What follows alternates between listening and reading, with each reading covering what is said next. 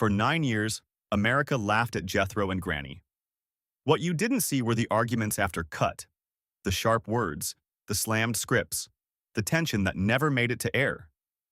Now, at 88, Max Baer Jr. is the last one standing from that cast.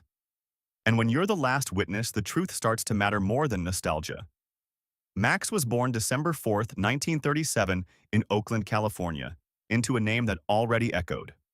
His father, Max Baer Sr., had knocked down Primo Carnera 11 times on June 14th, 1934 before winning the heavyweight title.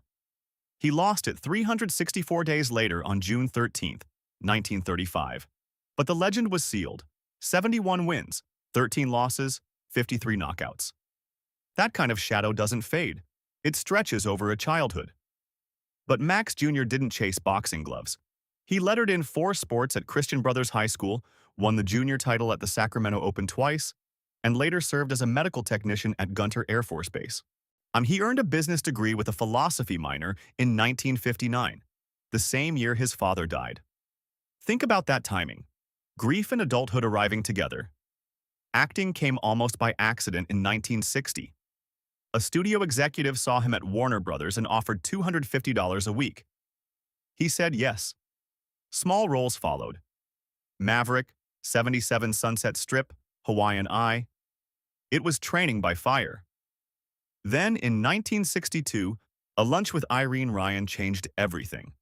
She bought him martinis before their Beverly Hillbillies screen test. Unnervous and slightly tipsy, he bumped into a doorframe and muttered, "Excuse me." The room laughed. Jethro was born. The show exploded after September 26, 1962. Within 6 weeks, it was number 1. On January 8, 1964, the giant jackrabbit drew about 23 million households, roughly 50 million people. For 9 seasons and 274 episodes, Max played the lovable fool. But here's the twist. He had to hide how smart he was to make Jethro believable. Comedy that looks simple is often precision work. And Irene Ryan. She wasn't Granny off camera. She was disciplined, vaudeville-trained, exacting. They clashed. She corrected his timing, his pauses, his reactions. Guest stars feared her. Crew members complained. But she taught him something he never forgot. Never believe the character. Play it fully, but don't let it swallow you. When the show ended in 1971 during CBS's Rural Purge, the trap snapped shut. Casting directors saw only Jethro. Work dried up. He nearly left the business.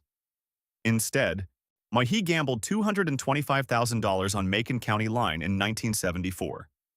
It earned about $18.8 million in North America and reportedly more than $30 million worldwide.